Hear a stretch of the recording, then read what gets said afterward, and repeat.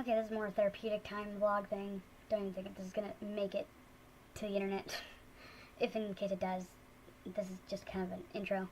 So, while kind of reading up on some marketing, self-help entrepreneur kind of books, and it's important for me to quote-unquote be aware of people within my business models, markets, whatever, which would be other astrologers. And since I use YouTube and the internet primarily, as a way for me to be noticed and grab attention for my practice, I've occasionally justified watching other astrology prediction videos or whatever on YouTube. But in past experiences, which has been a while since then, but past experiences, it always spirals into just enabling me to act like the childish Sagittarius moon that I am, with Eris in my 11th house comes out with my Sagittarius influence. So I just want to be the devil's advocate all the time, and then I want to be a child about it too. So I'm probably sure I'm going to do that now. But the thing that drives me absolutely nuts is when I don't mind that people make videos. It just bugs me when somebody gets recognition or validation for doing something when they're not even doing it well. I hate that. Because you're basically like spitting in the face of all the people who worked their ass off and who, went above and beyond to be exceptional. I find it discouraging, because why should people put forth so much effort to be amazing when mediocre is put on a pedestal kind of thing? To begin, I have felt the last several days that I wasn't able to really move forward the way I want to move forward. I was making plans, and then plans fell through, and then, it was just like one step forward, 5 steps back, okay? And it came to me when I was doing my hair in the shower the other day. I was like, oh, that's because the sun is in Pisces. And the sign of Pisces, for those of you who don't know, the sign itself is 2 fish. One fish is going in one direction, and the other fish is going in the other. Or when we're kind of going through this very strong, thick, dense, heavy Piscean energy, which can get very foggy and fuzzy and murky really quickly.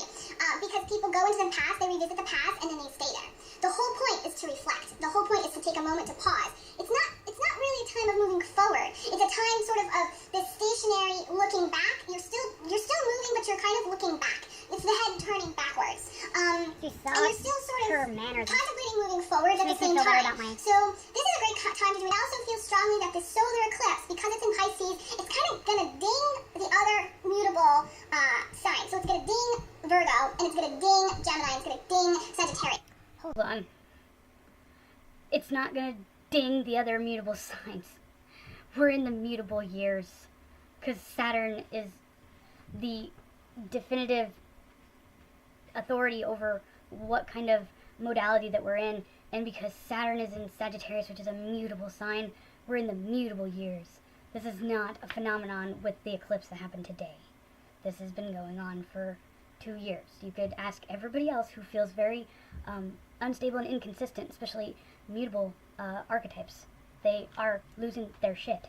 Me being a Gemini rising as well, clearly my descendant is Sagittarius, I am losing my shit quite often, because this has been going on for a while. Wow.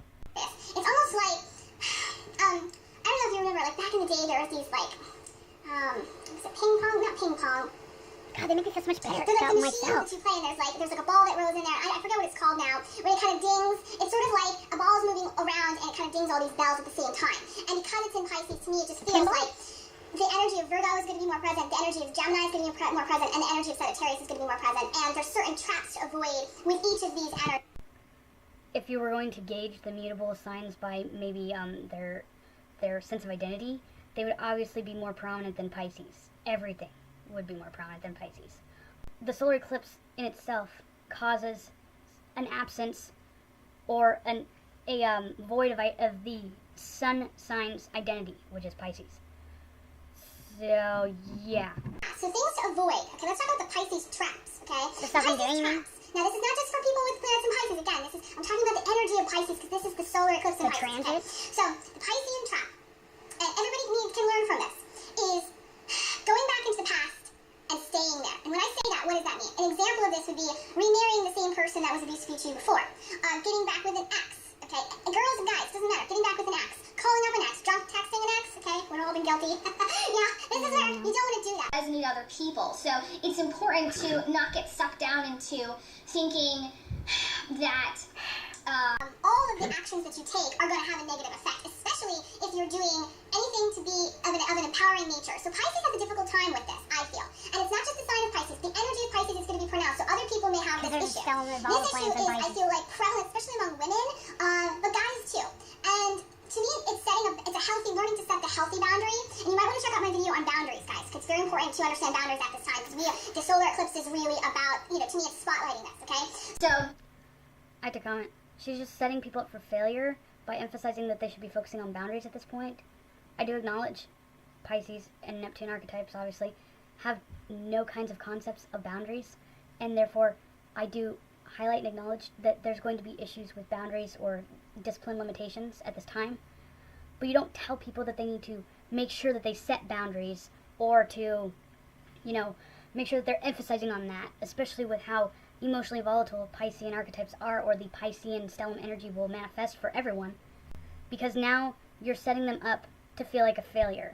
And beginning, Pisces is the end. So Pisces is about crossing the T's, like dotting the I's, tying up those loose ends, and not getting sucked back or dragged down into the past gunk or past lessons or past tests or past karmic cycles. Pisces, the whole sign of Pisces is about, again, needing to cut the cord from the past, needing to let go of that, of any bitterness, any resentment, any negative energies or entities or any people in their life that are not good for them. Somebody's projecting. So everybody can take a page out of this book right now and examine your life and say, well, what's not good for me? What do I really need to detach from? What do I need to really lay to rest and stop doing over and over again? Some people, because Pisces is a sign of addiction, some people, this is saying, you know what? It's time to stop with the drugs. It's time to stop with the, prescription pills. It's time to stop. That's exactly the opposite of what everybody's going to do in this on a freaking consistent season. daily basis that isn't More people healthy. are more inebriated And most people, it's a indulged toxic in relationship. substances At this time, during it is Pisces interesting season than any because other in fucking my time of the year, February besides maybe Scorpio general season. horoscopes, which they don't know.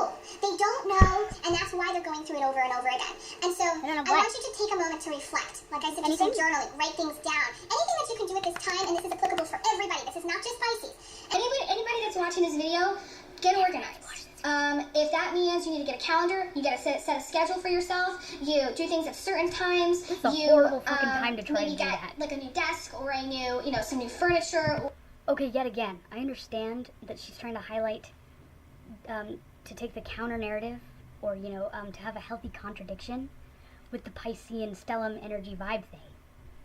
But again, if you specifically encourage people to do more Virgo inclined things, which would be the polarity, the opposite of the Piscean kind of themes and vibes, all you're going to do is set them up for internal failure, which will just increase the sensibilities and emotional sensitivity.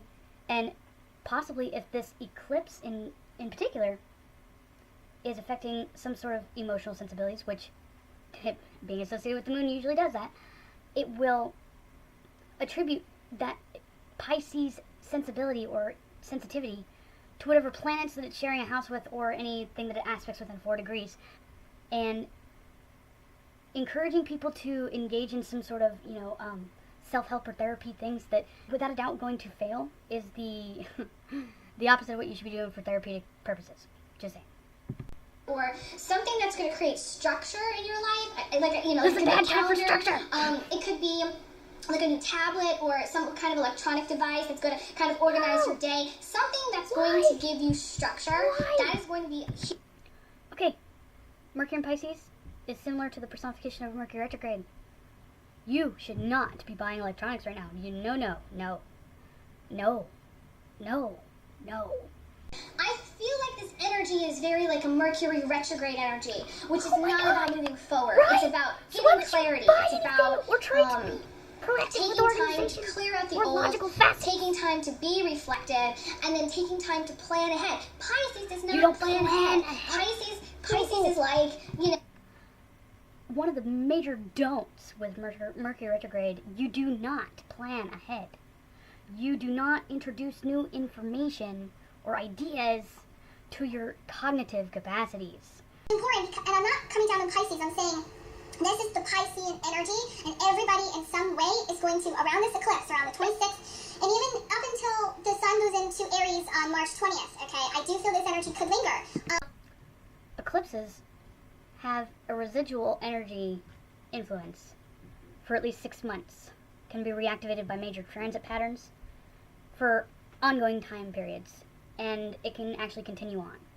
And seeing as we had a Pisces solar eclipse 2 years ago in March, we had major aspect patterns perpetuating that energy forward. So we've had a continuing kind of a foggy mentality on a sociological level for everyone. And so this is going to go way longer than when we hit Aries season.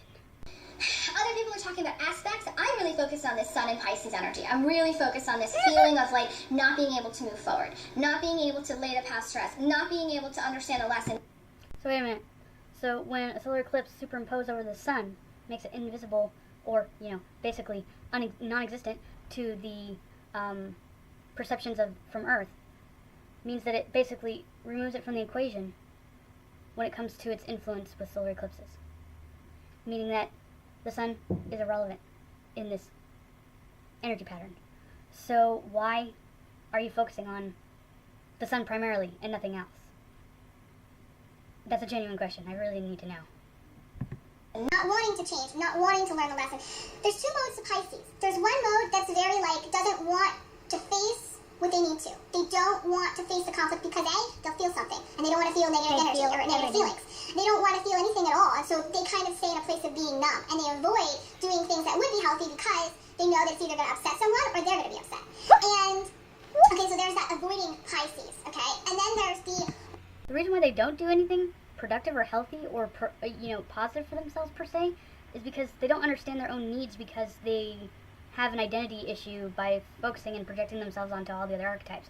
They also have a very extreme emotional volatility and complex that's very vulnerable, and so their vulnerable emotional state that they tend to hide from everyone is actually a lot of times attributed to why they neglect themselves or feel that they aren't worthy of taking care of themselves, because they feel depressed and sad all the time because they're consumed by their emotions. They're not just emotional on the occasion. They're a water fucking sign. And this is a solar eclipse. The moon and the sun are both in Pisces. And Mercury went into Pisces the same fucking time. Everything's in Pisces. Except for a couple of planets in Aries. But yeah. Everything that has to do with the cognition and emotional intelligence is in Pisces. What are you talking about? Pisces that kind of knows better, but they they don't want to take that step, okay? And then there's the Pisces that does, I said there's 2 modes, I really feel like there's 3, so there's the wallowing Pisces, and then there's the Pisces that will get to a place of okay, that's it, and they have this moment of clarity. Are they going on after drug a really long time, and so it's important for Pisces, and I feel like this eclipse in Pisces. You know what's really funny? There are 3 different, what's the word? God damn it. There are 3 different flavors of every sign.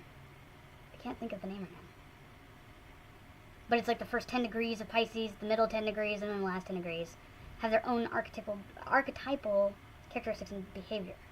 So when she says that there's 2, and there's maybe 3, she obviously doesn't know about the... God damn, what is the name of that? Deacon! There we go. A deacon.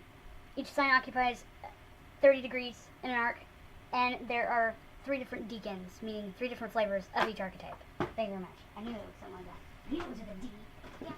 It's up until that time, and even after, people are going to be really fuzzy in their mind. They're not going to feel clear. They're not going to be I know where I'm going, I know what I'm doing. It's going to be everybody's going to be what the fuck? We're just fuck it, okay? Because Pisces can be in that fuck it place.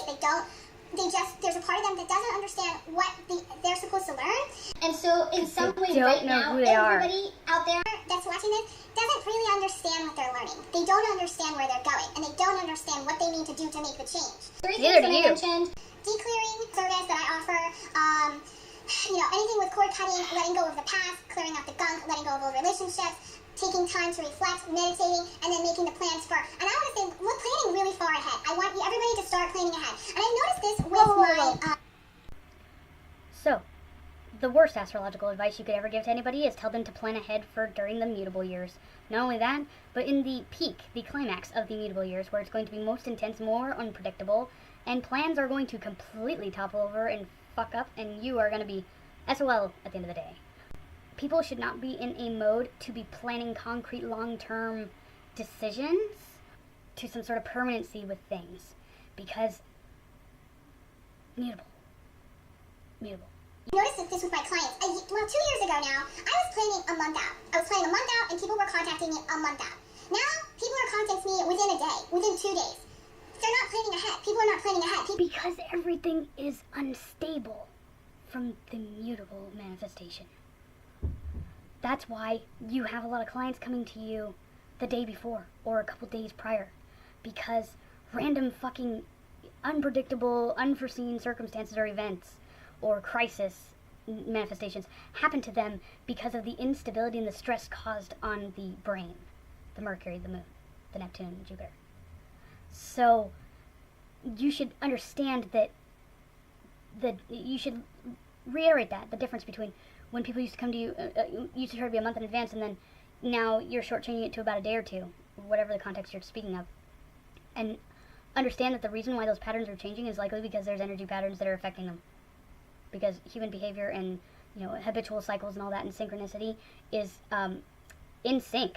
That's the whole concept of synchronicity with planet energies and aspects and alignments. That's what an affirmist is for. That's the whole concept of synchronicity with Carl Jung and the manifestation of the fifth essence with Aristotle's theories. Those things prove what you were just saying is something to reflect on. Maybe you should reflect on that, since you're trying to tell everybody else to reflect. But you're also telling people to reflect while telling them to plan ahead at the same time. You're trying to tell somebody who's got the personification of a Piscean archetype, meaning that they can barely hold focus as it is, and they don't even prioritize because essentially they don't know what they should be prioritizing about. To organize themselves, but then simultaneously meditate. To think ahead and plan ahead, but continue to reflect back and just don't get lost. I think that you're just spewing out the like poster child perfect example of what Mercury in Pisces represents and this stellium represents. In fact, I wasn't going to upload this before, but I'm trying to be I'm being nicer than I have been. I mean, if you see some of my older videos, like with Alyssa Sharp, I was horrible. Maybe. I was a little worse. Okay, so, but I just want to use this now as a behavioral example for what the Pisces stellium does to people. And also what happens if you don't have some sort of references or double check your sources or be thorough. I mean, because I understood what Mercury and Pisces was going to do to my brain and my focus.